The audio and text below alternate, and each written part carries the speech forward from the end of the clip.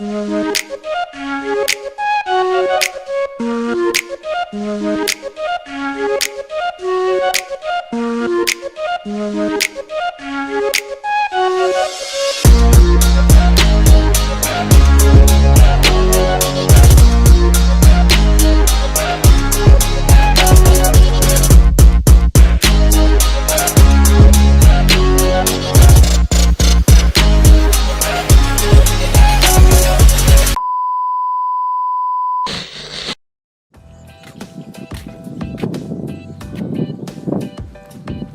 assalamualaikum warahmatullahi wabarakatuh.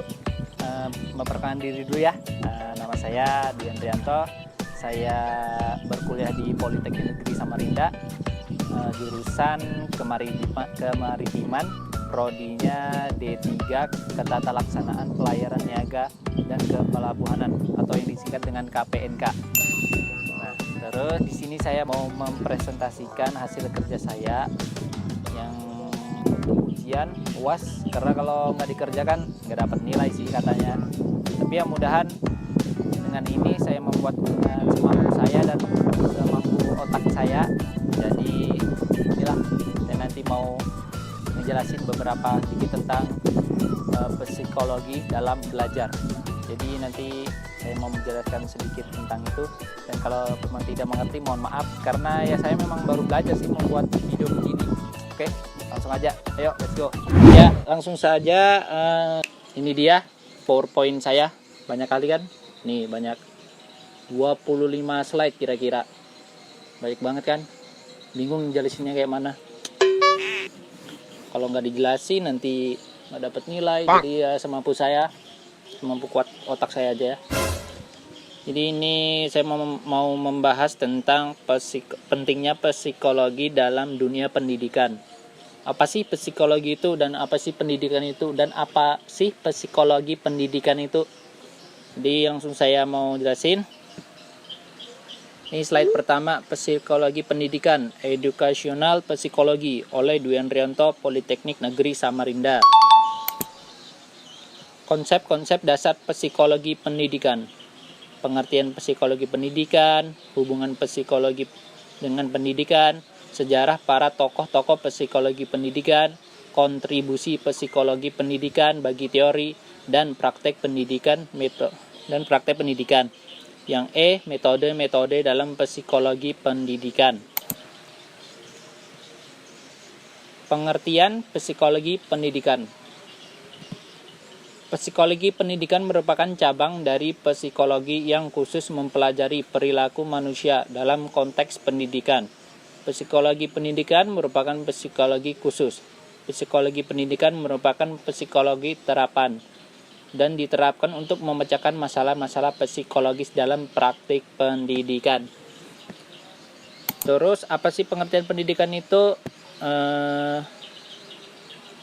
Pengertian pendidikan, education, pendidikan berasal dari educate, mendidik artinya memberikan peningkatan.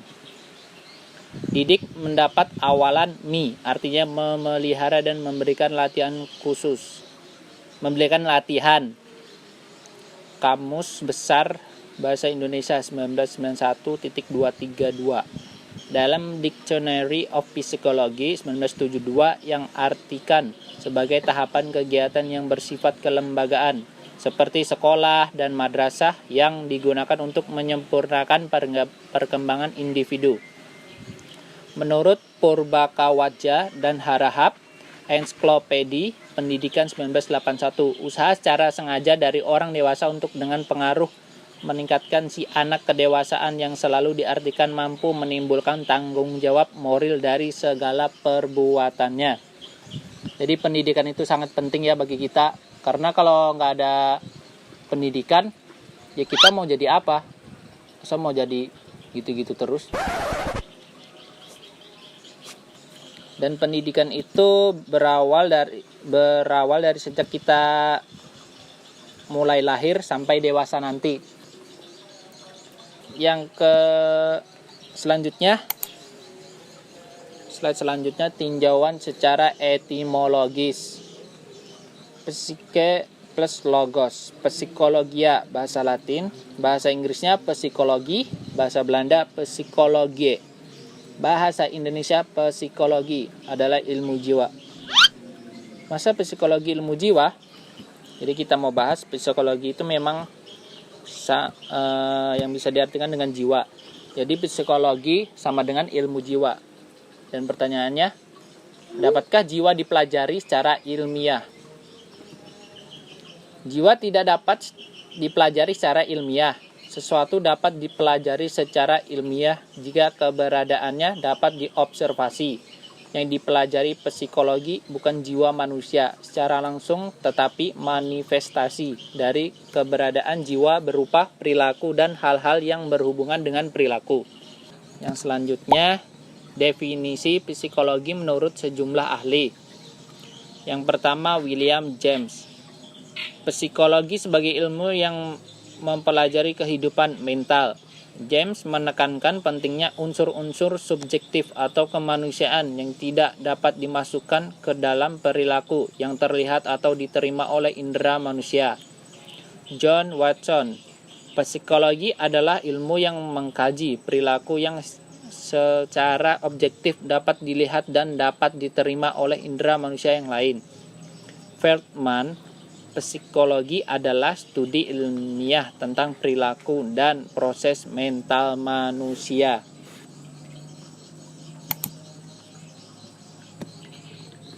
Hubungan psikologi dengan pendidikan. Mendidik berarti membantu peserta didik agar mereka dapat berkembang secara optimal sesuai dengan tujuan pendidikan. Peserta didik merupakan makhluk psikososio-spiritual. Aspek psikologis tidak dapat diabaikan dalam proses pendidikan. Pendidikan dilaksanakan berdasarkan landasan filosofis, psikologis, sosiokultural, dan teknologis.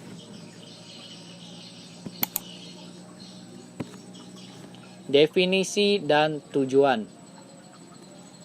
Definisi dan tujuan pendidikan. Menurut F.H. Phoenix, education is the process whereby person internationally judge the development of person. Dan untuk menurut orang Indonesia, siapa sih nggak tahu dengan kenal Ki Hajar Dewantara? Menurut Ki Hajar Dewantara, pendidikan adalah tuntunan segala kekuatan kodrat yang ada pada anak, agar mereka sebagai manusia dan sebagai anggota masyarakat dapat mencapai keselamatan dan kebahagiaan yang setinggi-tingginya. Kalau menurut undang-undang nih, menurut TAP MPR nomor V/MPR/1973, pendidikan pada hakikatnya adalah usaha sadar untuk mengembangkan kepribadian dan kemampuan di dalam dan di luar sekolah. Menurut UU RI nomor 2 tahun 2003, pendidikan adalah usaha sadar dan terencana untuk mewujudkan suasana belajar dan proses pembelajaran agar peserta didik secara aktif mengembangkan potensi dirinya untuk memiliki kekuatan spiritual keagamaan, pengendalian diri, kepribadian, kecerdasan, akhlak mulia, serta keterampilan yang diperlukan dirinya, masyarakat, bangsa, dan negara. Penting banget kan pendidikan bagi kita semua? Yang selanjutnya, nih, manfaat mempelajari psikologi itu apa sih? Jadi mempelajari psikologi, manfaatnya itu bisa dari diri sendiri, terus berusaha memahami perilaku manusia, terus bagikan ke orang lain, terus memperlakukan manusia dengan sebaik-baiknya, terus berhasil dalam penyesuaiannya. Jadi manfaat psikologi bagi kita tuh itu ya.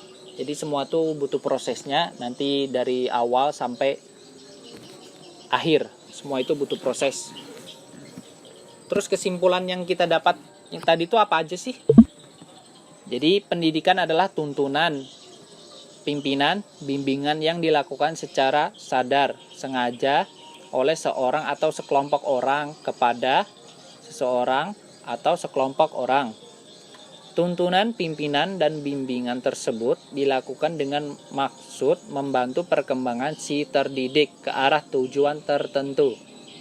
Bahwa kegiatan pendidikan, interaksi pendidik dengan peserta didik dapat terjadi di dalam maupun luar sekolah.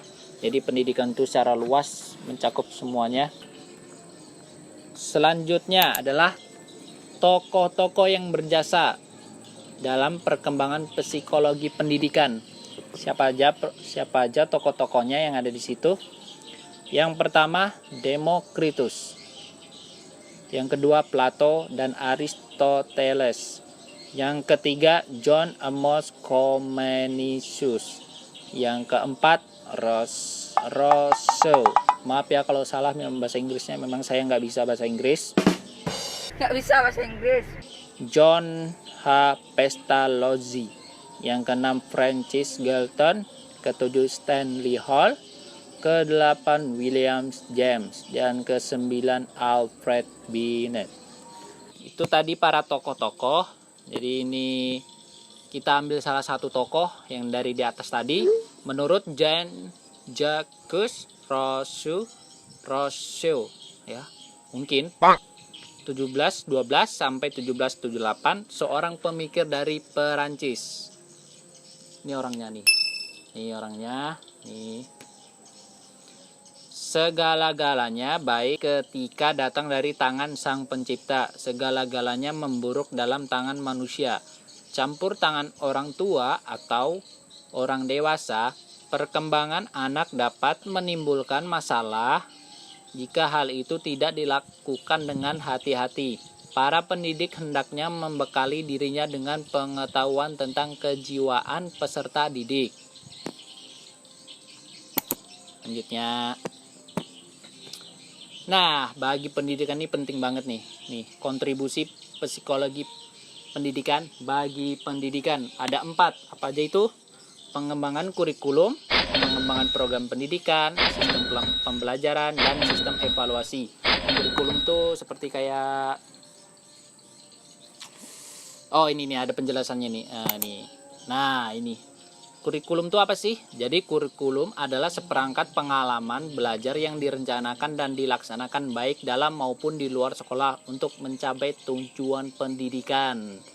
Jadi belajar itu, pendidikan pasti ada punya tujuannya kan? Pasti dong. Jadi kalau tujuan dari belajar itu apa sih? Untuk mencapai sesuatu kan? Atau bisa mencapai atau bisa untuk kesuksesan, atau menjadi orang pintar, menjadi orang sukses. Pengembangan kurikulum dilakukan dengan mempertimbangkan aspek-aspek. 1. Karakteristik psikologis peserta didik. 2. Kemampuan peserta didik untuk melakukan kegiatan sesuatu dalam berbagai konteks. 2. Pengalaman belajar siswa. 3. Hasil belajar learning outcomes. Dan 4. Standarisasi kemampuan siswa. Penyusunan buku agar didasarkan pada segi-segi psikologis peserta didik. Nah, kontribusi psikologi pendidikan bagi pengembangan program pendidikan antara lain pengembangan program pendidikan, misalnya penyusunan jadwal pelajar, jadwal ujian, dan jadwal ujian tidak bisa lepas dari aspek psikologis peserta didik. Jadi kita semua itu butuh jadwal. Kalau tidak punya jadwal, kita mau melakukan hal apa yang kita mau lakukan? Penentuan jurusan atau program. Pengembangan program harus mengacu pada upaya pengembangan kemampuan potensial peserta didik. Penentuan jurusan itu mengetahui tentang kita keahliannya itu di bidang apa. Jadi dari SMK ya, kalau pada umumnya itu SMK sudah ada punya jurusan. Jadi kita mau masuk itu, kita bidang keahliannya kita itu apa sih? Kalau misal kaliannya pada komputer, jadi ambilnya tentang komputer. Kalau administrasi, kalau tentang TI. Jadi jangan salah ambil ya, kalau jurusan itu mengacu pada diri kita sendiri, kemampuan kita itu timbulnya dari apa dan untuk apa. Dan kalau misal habis SMK terus kuliah ambil jurusan lain, itu sangat susah sih. Bisa tapi sangat susah untuk berkembang dengan jurusan yang tadi. Karena awalnya sebelumnya kita jurusannya ini, terus tiba-tiba kuliah jurusannya ini. Jadi itu agak miss sedikit, tapi nanti lama-kelamaan pasti kalian terbiasa dengan itu dan bisa belajar sedikit demi sedikit tentang jurusan itu. Jadi kontribusi psikologi pendidikan bagi pengembangan sistem pembelajaran dalam hal pemilihan teori belajar yang akan diaplikasikan, pemilihan model-model pembelajaran, pemilihan media dan alat bantu pembelajaran, penentuan alokasi waktu belajar dan pembelajaran. Jadi kalau belajar tuh, kalau di SD, SMP, dan SMK itu belajar dari, ada jamnya kan, waktunya dari pagi sampai siang atau sampai siang, batas tuh jam 2 ya kalau nggak salah, sebelum pemberlakuan yang Sabtu libur.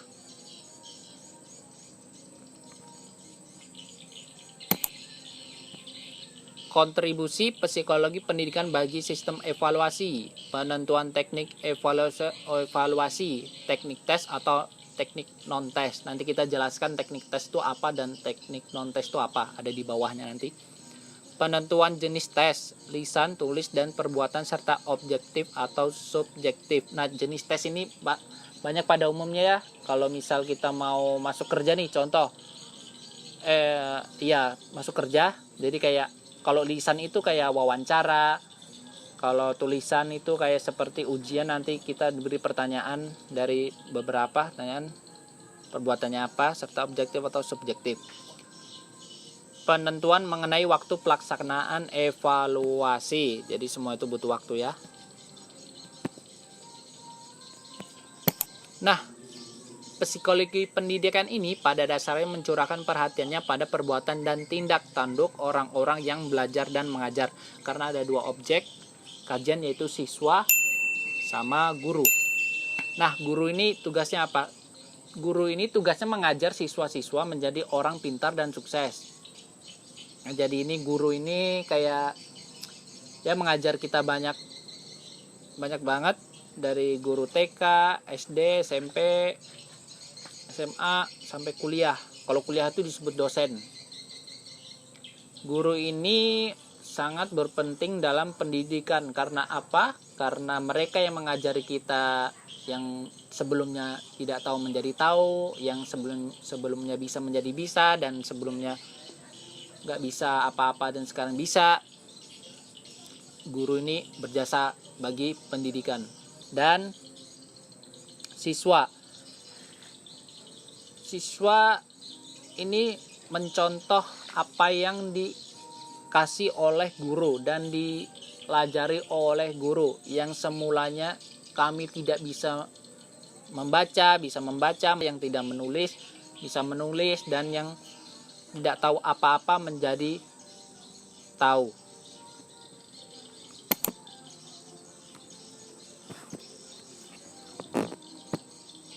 Nah, ini dia teknik-teknik memahami perilaku dan karakteristik peserta didik. Sudah dijelaskan di atas. Ada teknik tes dan non-tes. Teknik tes dilakukan dengan alat yang valid dan reliable. Dilakukan dengan mengikuti aturan-aturan tertentu. Dipilih untuk mengumpulkan data mengenai kemampuan akademik, bakat, minat, kecerdasan. Yang kedua, teknik non-tes dilakukan dengan alat tertentu, misalnya kuesioner, pedoman wawancara, pedoman observasi. Dipilih untuk mengumpulkan data mengenai fakta ataupun opini. Teknik non-tes terdiri dari observasi, wawancara, kuesioner, sosjometri, analisis, karya biografi. Nah, ini dengan perilaku belajar yang efektif disertai proses mengajar yang tepat, proses belajar mengajar diharapkan mampu menghasilkan manusia-manusia yang mempunyai karakteristik. Jadi belajar itu untuk apa sih? Semua ini untuk belajar itu apa sih? Ya untuk mencapai kesuksesan, untuk menjadi orang pintar, dan masih banyak lagi. Jadi belajar itu untuk menjadi pribadi yang mandiri, belajar untuk belajar pribadi yang efektif, belajar untuk berbuat pekerja yang produktif, belajar untuk hidup anggota bermasyarakat. Nah, yang terakhir sekian dan terima kasih. Itu saja yang saya bisa jelaskan semampu saya, dan kurang lebihnya mohon maaf kalau memang kurang jelas. Bukan berarti saya jelaskan ini betul semua ya. Ini saya search di Google dan saya rangkum menurut saya ini yang penting dan ini yang tidak penting. Jadi itu saja penyampaian saya pada hari ini. Kurang lebihnya mohon maaf. Sekian dan terima kasih. Dan jangan lupa kalau kemana-mana tetap pakai masker dan semua harus menjaga jarak, ikuti aturan protokol kesehatan oleh pemerintah. Dan assalamualaikum warahmatullahi wabarakatuh.